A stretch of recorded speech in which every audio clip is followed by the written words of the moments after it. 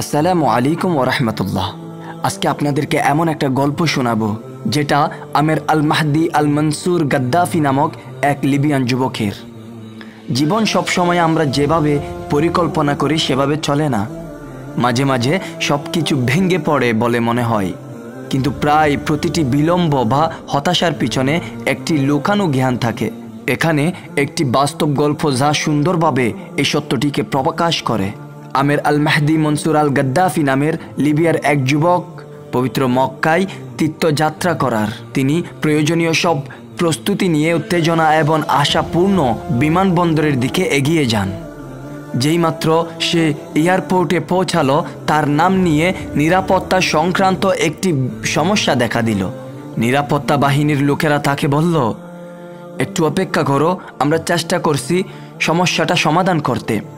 এই সময় অন্য সব হাজিরা তাদের প্রক্রিয়া শেষ করে প্লেনে উঠে পড়ল, আর প্লেনের দরজা বন্ধ হয়ে গেল। কিছুক্ষণ পর সমস্যা ঠিক হয়, কিন্তু পাইলট দরজা খুলতে রাজি হলো না। প্লেন চলতে শুরু করলো এবং আমেরকে ফেলে রেখে উড়ে গেল। অফিসার তাকে সান্ত্বনা দিয়ে বলল, মন খারাপ করো না, হয়তো এটা তোমার কপালে ছিল না। কিন্তু আমেরের ছিল অটল বিশ্বাস। সে উত্তর দিল, আমার নিয়ত হাজির, ইনশাল্লাহ আমি যাবই। হঠাৎ খবর এলো প্লেনটিতে যান্ত্রিক সমস্যা হয়েছে এবং তা ফিরে আসছে। প্লেন ফিরে এলো, মেরামত করা হলো, কিন্তু তাও পাইলট আমেরের জন্য দরজা খুলতে রাজি হলো না। অফিসার আবার বলল, হয়তো তোমার ভাগ্যে নেই।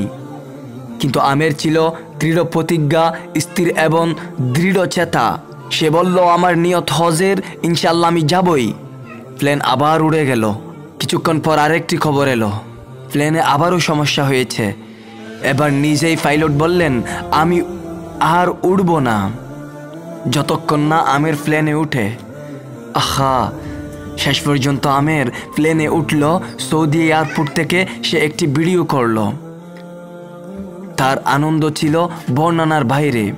আল কাহার, এটি আল্লাহর সুন্দর নামসমূহের একটি।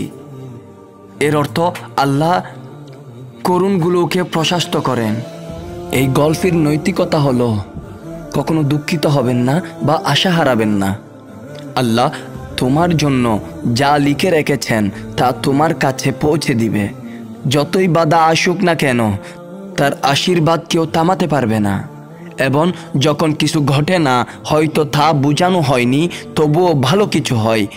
আল্লাহর পরিকল্পনা সবসময় সেরা, এটা বিশ্বাস করো। চলুন আমরা একটা প্রার্থনা দিয়ে শেষ করি আমাদের এই গল্পটা।